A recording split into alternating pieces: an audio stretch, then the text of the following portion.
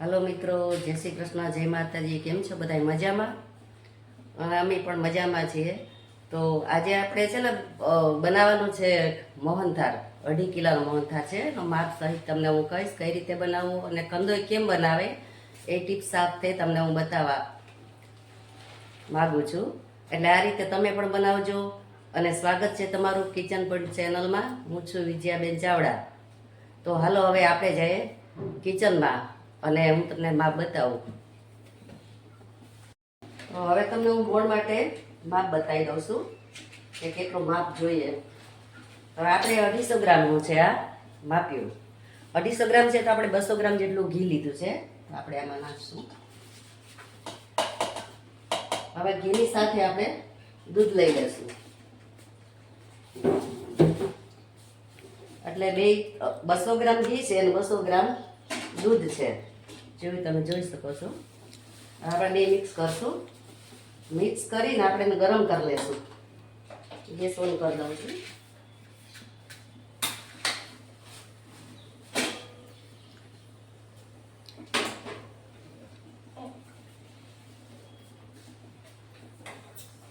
આ થોડું ગરમ થઈ જાય આંગળી હતું એટલું જ ગરમ કરવાનું, બહુ વધારે ગરમ કરવાનું નથી। અને કંદોઈ જે વધારે બનાવતા હોય ને એ ટીપ્સ તમને હું કહું છું હમણાં કેમ બનાવે છે એ રીતે। તો હવે આપણે છે ને મોણ દેવાઈ ગયું છે। ધાબો એટલે ધાબોય કહેવાય ને મોણ દેવાય એવું જ કહેવાય ને। તો હવે આ મોણ દેવાઈ ગયો સરસ રીતે। જો તમે આવી રીતે સેજ આમ મીઠું મુઠ્ઠી પડતું દેવાનું મોણ, એટલે તમારું મોહનથાળ સરસ બને। અને આ મેં આથી ચારી લીધો છે મોણ દઈને। તો હવે આપણે એને ગરમ ઘી થવા મૂક્યું છે। તો ગરમ ગરમ ઘીમાં જ આપણે નાખવાનું છે મોહનથાળ લોટ શેકવા માટે। તો જો આ ગરમ આપણું ઘી કેટલું છે હું નાખું છું લોટ, જુઓ તમે। જુઓ તમે જુઓ છો આવી રીતે એને બધો લોટ નાખી દઈશું।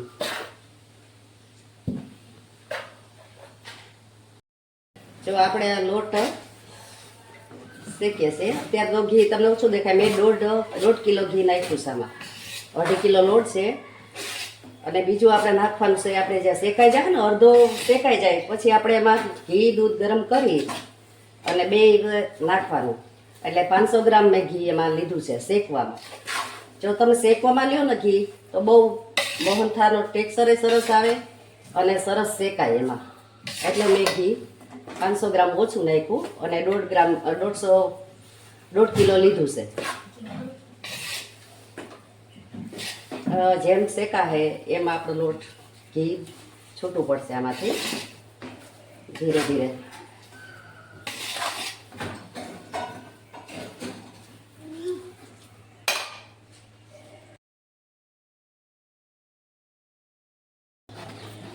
આપણો હવે આ લોટ અડધો આપણો શેકાઈ ગયો છે। અડધો લોટ શેકાઈ જાય ને પછી આપણે ઘી એટલે દૂધ જે મિક્સ કરેલું છે એ નાખવાનું થોડું। હવે આ સમય છે ને આપણે ગેસ ફાસ્ટ રાખવાનો છે। જો હું નાખું છું આટલું ઘી છે, દૂધ ને ઘી બે મિક્સ કરેલું છે। તો જેવું ઘી ને દૂધ નાખીશ એટલે એકદમ ઉભરાશે। જો તમે જોઈ શકો છો, જો કેટલો ફૂલી ગયો। આવી રીતે શેકતું જવાનું, નાખતું જવાનું। આ ટિપ્સ જે છે એ આ કંદોઈની છે। કંદોઈ આવી રીતે જ બનાવે। રહેવા દે બેટા, અમારા છોકરા ને છોકરી જો મારી પાસે બીજી ગઈ છે મોહનથાળ બનાવે। દાદી તમે શું કરો છો? મોહનથાળ શીખો છો હે? આ તો જોજે તું। જો આમ શેકતું જવાનું અને ઘી નાખતું જવાનું। જો આપણો મોહનથાળ શેકાવાયો છે, હજી થોડીક વાર છે, થોડોક બ્રાઉન થવા દઈએ પછી આપણે બંધ કરશું। જો તમને એવું હશે કે આ કેમ ઉપર બેઠાય છે, પણ મારે આજે છે ને લોટ વધારે છે। આજે 3 કિલા લોટ અને 2 કિલો 3 કિલા જેવું ઘઉં ઘી છે આમ। એટલે નીચે ઉભીને હરખું છે ને હલાવવાનું મેળ ના પડે એટલે પછી ઉપર બેસાય।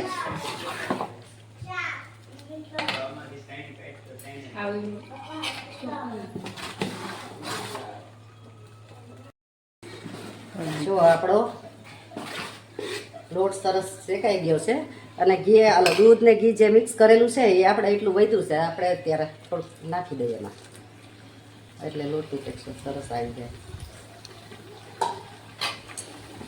નાખ્યા પછી હલાવવામાં ફટાફટ હલાવવાની ને જો કેવો આખો આવ્યો એ રીતે આપણે મોહનથાળ શેકાય છે અત્યારે. જો આ ટ્રીક અને ટ્રીક લઈ અને તમે જો બનાવશો એટલે તમારું મોહનથાળ બહુ સરસ થાય. અને જો દાણેદાર સરસ બન્યું છે. જો દાણા કેવા પડ્યા મસ્તના. જો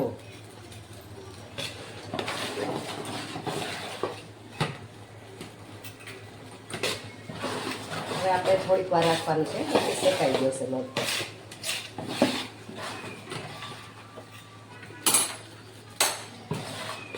જો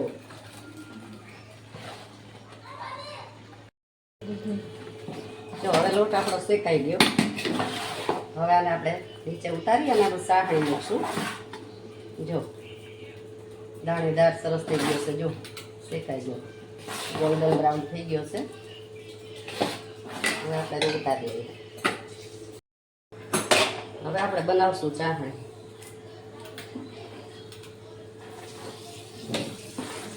2 કિલો ખાંડ લીધી છે મેં.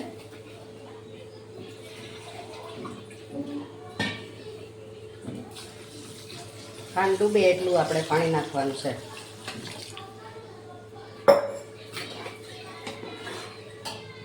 પાણીનો કોઈ માપ નતો હોતો પણ તમે મોરસ જેટલી નાખો ને ખાંડ ડૂબી જાય મોરસ આપણી એટલું પાણી આપણે લેવાનું.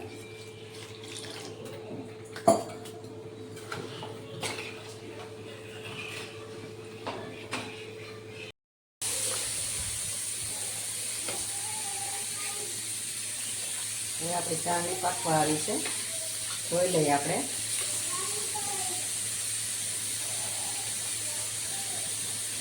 હજી આપણે એમાં તાર નથી થતો એટલે આપણી ચાણી વાર છે. હજી થોડી સેજ તાર થાય છે. જો આમાં એક તારની ચાણી કરવાની હોય.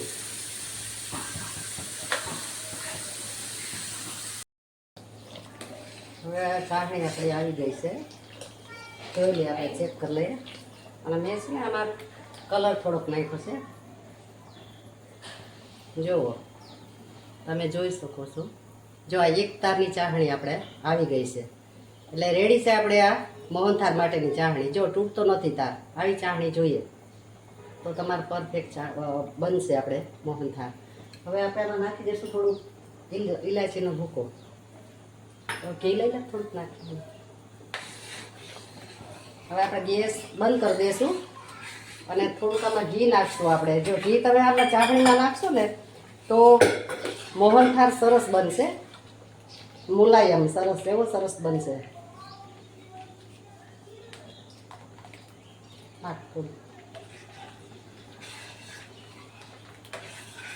ચાસણી આવી છે ને પછી તમારે ઘી નાખવાનું. ચાસણી આવ્યા પહેલાં ઘી નહીં નાખવાનું. બસ બસ બસ આપણે આશરે 100 ગ્રામ જેવું ઘી નાખ્યું છે એટલે 2.5 કિલો છે એમાં. બાકી તમે કિલો એકનો બનાવો તો 50 ગ્રામ ઘી તમારે ઇનફ થઈ જાય ચાસણીમાં. જો હવે આપણે જે લોટ શેકાઈ ગયો છે એમાં ચાસણી ઉમેરી દેશું.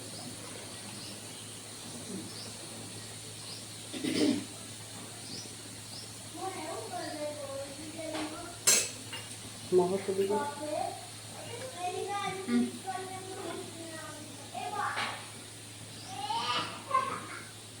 જય ગણપતિ બાપા.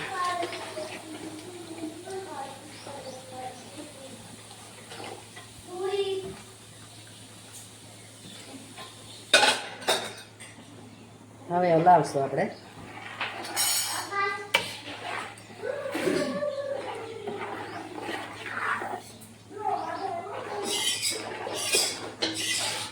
અને જે પહેલી વાર બનાવતું હોય ને એમને ગમે તે એક ઠંડુ કરી દેવાની, કાં તો ચાળણી ઉતારી મૂકી દેવાની પહેલાં, અથવા તો તમારે લોટ શેકી અને મૂકી દેવાનો, ઠંડો થઈ જવા દેવાનો. કાં ચાળણી ગરમ હોવી જોઈએ અથવા તો લોટ ગરમ હોવો જોઈએ શેકેલો. તો તમે પહેલી વાર બનાવતા હશો ને તોય સરસ બની જાય.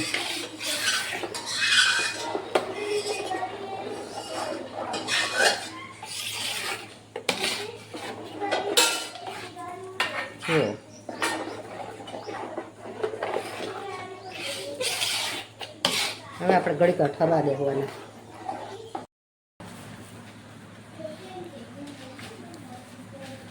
બે ચૂંટીમાં કરીએ આપણે, પછી જોવે તો તેલથી ગ્રીસ કરવાનું. શિયાળો છે ને એટલે આમ ઉકળી જાય. આમ ઘી વાળું હોય તો ઉકળે નહીં. થેપલા તરત નીકળી જાય એટલા માટે આપણે તેલ નાખ્યું છે.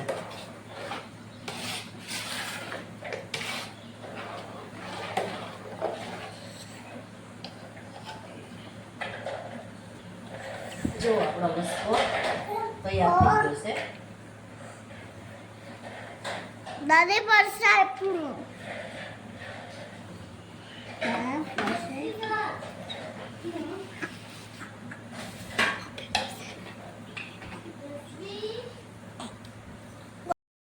ગાર્નિશ કરી દેશું.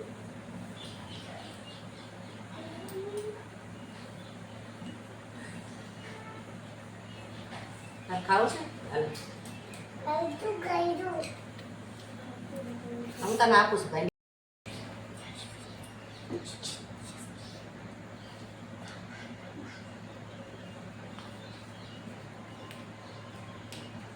આમાં સૂકો મેં બધા ન ખાય, પણ હવે અમારે જે ઓર્ડર છે ને એ બેન નથી, એ લોકોને કોઈને ભાવતું એટલે મેં નથી નાખ્યું.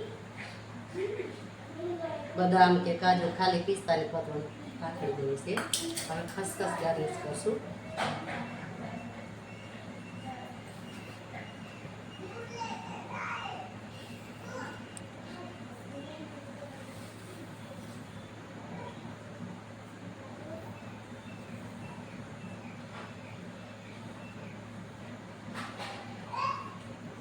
હવે આને આપણે થવા દેવું કલાક 2 કલાક, પછી આપણે પીસ પાડીશું. તો જો મિત્રો, આપણો મોહનથાળ બનીને તૈયાર થઈ ગયો છે. જો તમે નજીકથી તમને બતાવી દઉં છું. જોશે ને બરાબર? જુઓ